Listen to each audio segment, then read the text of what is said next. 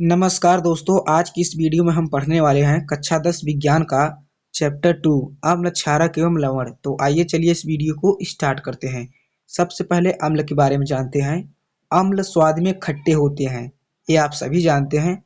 और अम्ल नीले लिटमस को लाल में बदल देता है और ये अपने जलीय विलयन में हाइड्रोजन आयन देते हैं। आप इन्हीं 3 पॉइंटों से अम्ल की परिभाषा बता सकते हैं। जैसे अम्ल वे पदार्थ हैं जो स्वाद में खट्टे होने के साथ साथ अपने जलीय विलयन में हाइड्रोजन आयन देते हैं। ये अम्ल की एक पूर्ण परिभाषा बन गई। चौथा पॉइंट देखिए, एसिड शब्द लैटिन भाषा से लिया गया है जिसका अर्थ है खट्टा। कुछ प्रबल अम्ल के उदाहरण देख लीजिए। HCl हो गया, HCl मतलब हाइड्रोक्लोरिक अम्ल। H2SO4 मतलब सल्फ्यूरिक अम्ल।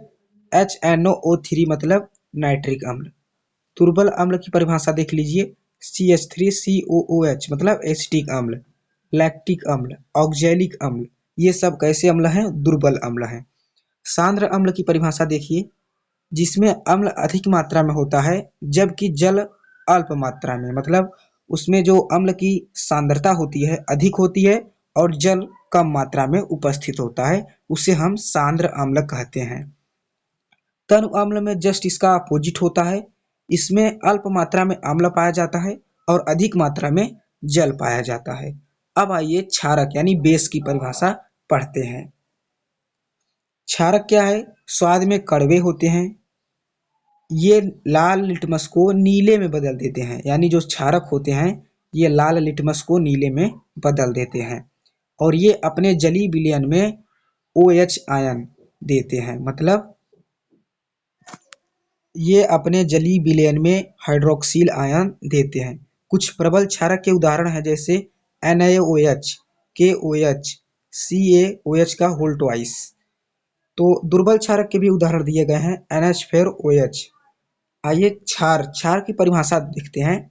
जल में घुलनशील क्षारक को क्षार कहते हैं, मतलब जो जल में घुलनशील क्षारक है उसे हम क्षार कहते हैं, जैसे NaOH, KOH, MgOH का होल ट्वाइस। सॉल्ट की परिभाषा पढ़ते हैं। लवण अम्ल व क्षारक की परस्पर अभिक्रिया से प्राप्त होता है और जो अभिक्रिया होती है उसे हम कहते हैं उदासीनीकरण अभिक्रिया। उदाहरण देख लीजिए, NaCl। आप जानते हैं NaCl मतलब सोडियम क्लोराइड, जो साधारण नमक का सूत्र है। KCl potassium chloride. सूचक मतलब इंडिकेटर्स, इसकी परिभाषा भी देख लीजिए। सूचक किसी दिए गए विलयन में अम्ल या क्षारक की उपस्थिति दर्शाते हैं। इनका रंग या गंध अम्लीय या क्षारक माध्यम में बदल जाता है। सूचक के प्रकार दिए गए हैं, इसमें थोड़ा एक नज़र डाल लीजिए। सूचक के 3 प्रकार: प्राकृतिक सूचक, कृत्रिम सूचक मतलब मानव निर्मित, और गंधीय सूचक। प्राकृतिक सूचक के बारे में देखिए, ये पौधे में पाए जाते हैं। उदाहरण देखिए, लिटमस, लाल पत्ता गोभी, हाइड्रेंजिया, पौधे के फूल, हल्दी, ये सब प्राकृतिक सूचक हैं। कृत्रिम सूचक क्या है? मेथिल ऑरेंज, फिनाफ्लेथिन, ये सब कृत्रिम यानी मानव निर्मित सूचक हैं। गंधीय सूचक जैसे प्याज, लौंग, तेल, ये सब क्या है? गंधीय सूचक हैं। आइए आगे बढ़ते हैं। अब पढ़ते हैं अम्ल व क्षारक के रासायनिक गुण।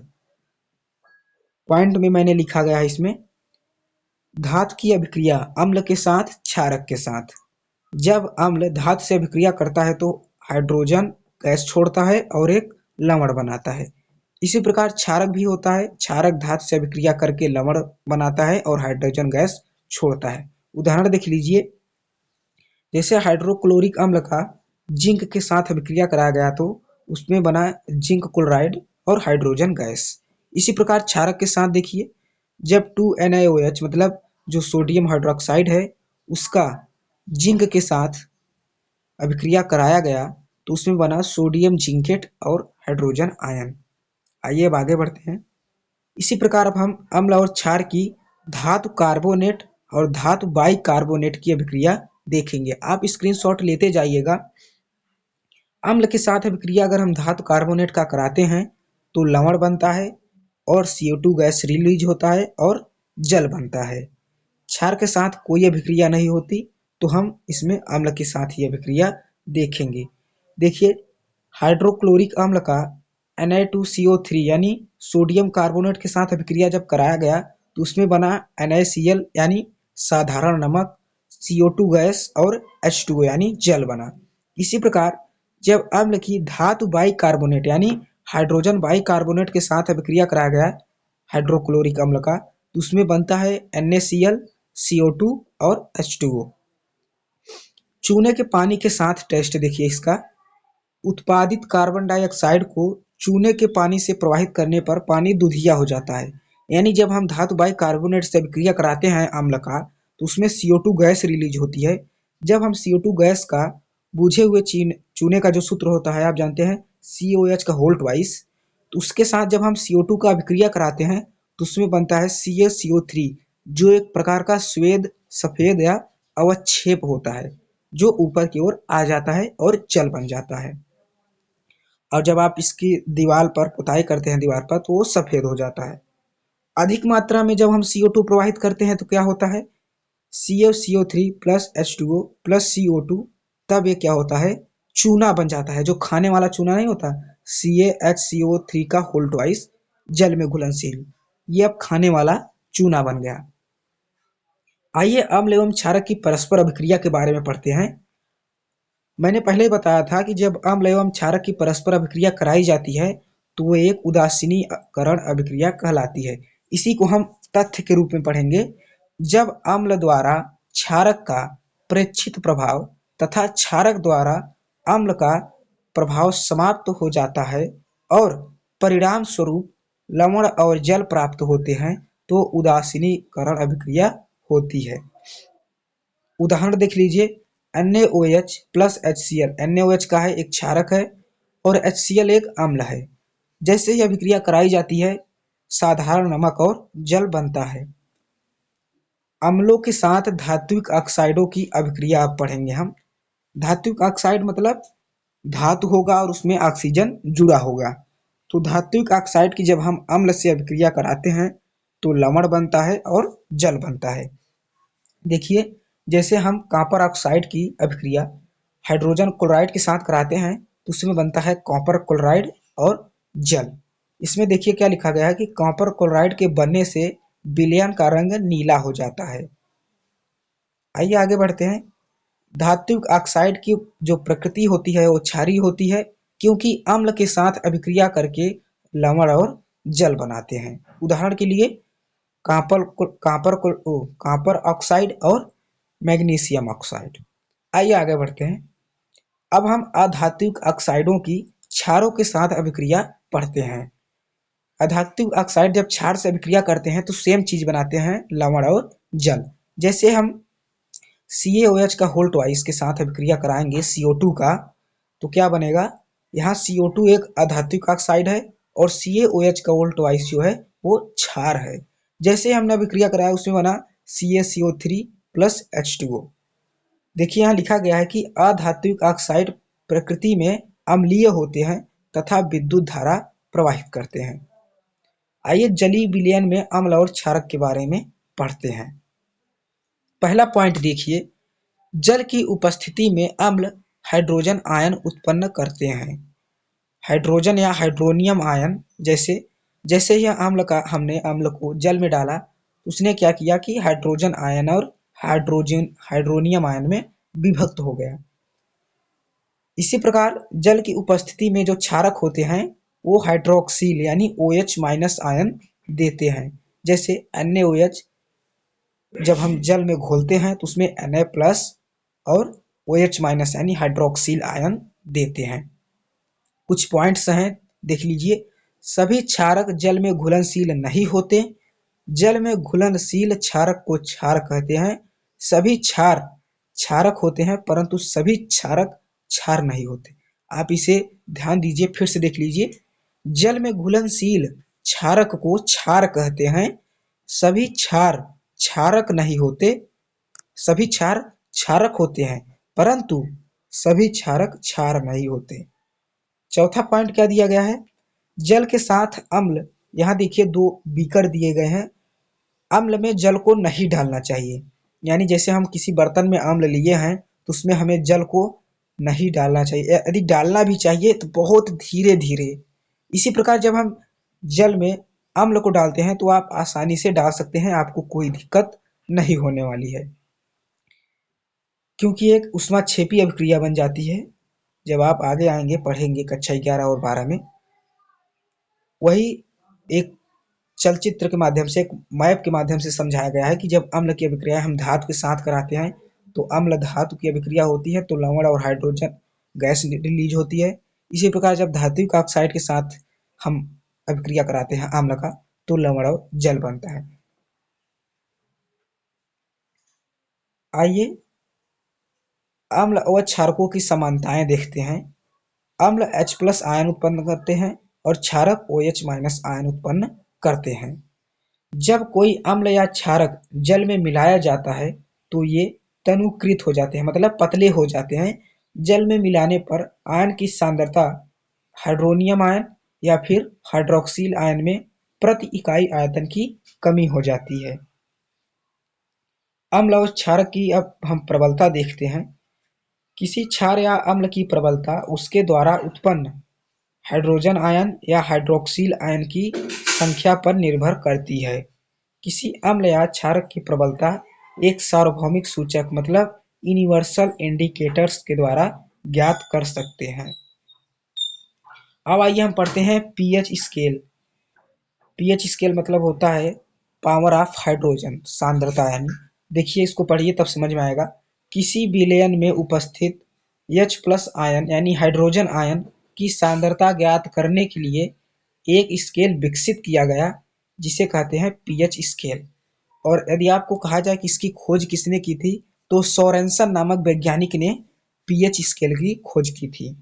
पीएच का मतलब होता है पावर ऑफ हाइड्रोजन, यानी हाइड्रोजन सांद्रता की शक्ति को जो व्यक्त करता है उसे हम कहते हैं पीएच। यदि पीएच का मान 7 है तो उदासीन है, यानी जिस जिस पदार्थ का या जिस यौगिक का पीएच मान 7 है उसे हम उदासीन पीएच उदासीन कहेंगे।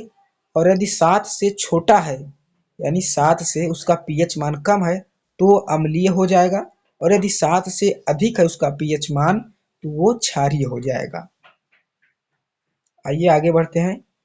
जैसे इसमें समझाया गया है कि H प्लस आयन की आयन की मात्रा, कुछ उदाहरण दिए गए हैं जैसे CH3COOH, ये क्या हो गया, एथेनोइक एसिड हो गया है। और इस तरफ HCl, बहुत सारे अम्ल भी दिए गए हैं, नीचे दुर्बल क्षार भी दिए गए हैं। इस तरफ NH4OH यानी अमोनियम हाइड्रोक्साइड का जो सूत्र है ये दुर्बल क्षार है। इस तरफ NaOH यानी जो सोडियम हाइड्रोक्साइड, ये क्या है, प्रबल क्षार है। आइए आगे बढ़ते हैं। दैनिक जीवन में पीएच का महत्व देखिए। हमारा शरीर 7.0 से 7.8 पीएच परास के बीच होता है, यानी हमारे जो शरीर का पीएच मान है वो 7 से लेकर 7.8 तक होता है। यदि वर्षा के जल की पीएच मान 5.6 से कम हो जाती है तो उसे हम अम्लीय वर्षा कहते हैं। जैसे परीक्षा में आ जाए कि अम्लीय वर्षा क्या है तो हम कहेंगे कि यदि वर्षा के जल का पीएच मान 5.6 से कम हो जाता है तो उसे हम अम्लीय वर्षा कहते हैं। अच्छी उपज के लिए पौधे को एक विशिष्ट पीएच परास की आवश्यकता होती है। यदि किसी स्थान की मिट्टी का पीएच मान कम या अधिक हो तो किसान उसमें आवश्यकतानुसार अम्लीय या क्षारीय पदार्थ मिलाकर उसे उदासीन कर देते हैं। करेक्ट। ये बहुत बार पूछा गया है कि जो दंत क्षय का कारण है उसे स्पष्ट कीजिए, तो आप इस वीडियो में देखिए इसे। जब मुंह के पीएच का मान 5.5 से कम हो जाता है तो दांतों का क्षय प्रारंभ हो जाता है, यानी दांतों का क्षरण प्रारंभ हो जाता है। दांतों का इनेमल यानी दंत वल्क कैल्शियम फास्फेट से बना होता है। यदि बहुविकल्पी प्रश्न में आ जाए कि दांतों का इनेमल किस पदार्थ से मिलकर बना होता है तो आप लिखेंगे कैल्शियम फास्फेट, जो कि हमारे शरीर का सबसे कठोर पदार्थ है। यह जल में नहीं घुलता लेकिन मुंह की पीएच मान 5.5 से कम होने पर संक्षारित होने लगता है।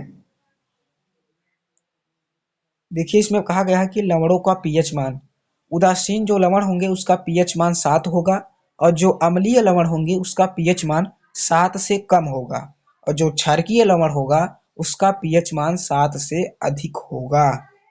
आइए आगे बढ़ते हैं। साधारण नमक से रसायन, यानी हम साधारण नमक से बहुत सारे रासायनिक पदार्थ बना सकते हैं। जैसे पहला है सोडियम हाइड्रोक्साइड। इसे देखिए, सोडियम क्लोराइड के जलीय विलयन से विद्युत प्रवाहित करने पर यह वियोजित होकर सोडियम हाइड्रोक्साइड उत्पन्न करता है। इस प्रक्रिया को क्या कहते हैं? क्लोर क्षार प्रक्रिया। ध्यान देंगे यहाँ, सोडियम क्लोराइड के जलीय विलयन से विद्युत प्रवाहित करने पर यह वियोजित होकर सोडियम हाइड्रोक्साइड उत्पन्न करता है। इस प्रक्रिया को क्लोर क्षार प्रक्रिया कहते हैं। जैसे हमने NaCl का जल में अभिक्रिया कराया तो 2NaOH यानी सोडियम हाइड्रोक्साइड क्लोरीन गैस और हाइड्रोजन गैस में विभक्त हो जाता है। जो क्लोरीन गैस होती है वो एनोड पर, एनोड मतलब होता है प्लस, प्लस जो विद्युत सिरा होगा उसका धनायन पर Cl2 यानी क्लोरीन गैस मिलेगी और कैथोड पर H2 गैस मिलेगी। उपयोग क्या है आप जानते हैं, जो H2 यानी हाइड्रोजन गैस का उत्पन्न गैस होता है वो ईंधन गैस कहलाती है, ईंधन मार्गरीन गैस होती है। Cl2 यानी जल की स्वच्छता में जो आप पीते हैं RO का पानी, उसमें Cl2 यानी क्लोरीन गैस ही मिलाई जाती है। PVC, PVC मतलब होता है पॉली वाइनिल क्लोराइड और CFC यानी क्लोरोफ्लोरोकार्बन, ये सब इसका यूज है। HCl इस्पात की सफाई औषधियाँ। NaOH का उपयोग कहाँ कराया जाता है? धातुओं को ग्रीस हटाने के लिए, साबुन, कागज बनाने के लिए, ये सब क्या होता है? NaOH यानी सोडियम हाइड्रोक्साइड के उपयोग है। आइए अब विरंजक चूर्ण की ओर बढ़ते हैं। विरंजक चूर्ण का मतलब होता है क्लोरीन। देखिए पहले पढ़िए तब समझ आएगा। शुष्क बूझे चूने CaOH का होल्ड वाइस पर क्लोरीन की क्रिया से विरंजक चूर्ण का निर्माण होता है। CaOH का होल्ड वाइस पर क्लोरीन गैस प्रवाहित करने पर CaOCl2 यानी विरंजक जो क्लोरीन होता है, विरंजक चूर्ण क्लोरीन का और जल बनता है। उपयोग क्या है? उपयोग देख लीजिए। वस्त्र उद्योग में सूती व लिनेन के विरंजक के लिए, कागज की फैक्ट्री में लकड़ी के मंजा के विरंजन के लिए आदि इसके उपयोग है। बेकिंग सोडा कैसे बनता है आप इसे देख लीजिए।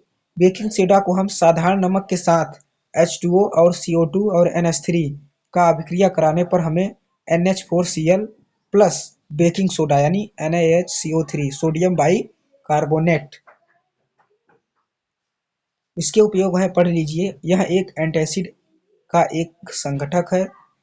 धोने का सोडा देखिए, धोने का सोडा हम कैसे प्राप्त करते हैं? Na2CO3 का पानी के साथ अभिक्रिया कराने पर हमें Na2CO3 और आप ध्यान दीजिए, जब धोने का सोडा यानी धावन सोडा का जब सूत्र होता है जो ना Na2CO3 डॉट 10 पानी, 10 पानी मतलब 10H2O, इसी के साथ जब हम अभिक्रिया कराते हैं तो वो क्या होता है कि क्रिस्टलन का जल, आगे आप पढ़ेंगे तो उसमें क्रिस्टलन का जल उपयोग होता है। आगे देखते हैं plaster of Paris. Plaster of Paris का सूत्र याद कर लीजिए आप लोग, CaSO4 प्लस हाफ H2O। इसे हम हिंदी में कहते हैं कैल्शियम सल्फेट हेमीहाइड्रेट या अर्ध हाइड्रेट, जिसे हम कहें तो POP यानी प्लास्टर ऑफ पेरिस। इसके बनने की क्रिया क्या है कि प्लास्टर ऑफ पेरिस को हम क्या कहते हैं, जल के साथ अभिक्रिया करा देते हैं तो उसमें जिप्सम मिल जाता है। जिप्सम आप जानते हैं कि जो सीमेंट उमेंट में यूज होता है। क्रिस्टलन का जल देखिए, यहाँ आ गया क्रिस्टलन का जल। लवण के एक सूत्र इकाई में जल के निश्चित अणुओं की संख्या को क्रिस्टलन का जल कहते हैं। देखिए इसका उदाहरण देखिए, यहाँ जो हमने बताया था कि जो Na2CO3 प्लस 10 पानी है, ये 10 पानी क्या है? क्रिस्टलन का जल है। करेक्ट। यहाँ देखिए उदाहरण दिया गया है Na2CO3। दूसरा उदाहरण देखिए, क्रिस्टलन के जल के अणु 10 हैं इसमें। करेक्ट। इस प्रकार आपका चैप्टर खत्म होता है। आई होप आप समझ गए होंगे। आप क्या करिए कि सभी का स्क्रीनशॉट ले लीजिए, मैंने जितने भी पेज पढ़ाए हैं आपको। धन्यवाद दोस्तों, मेरे चैनल को सब्सक्राइब करिए। नेक्स्ट वीडियो में हम जो अगला चैप्टर है तीसरा, उसको लेकर आएंगे। धन्यवाद।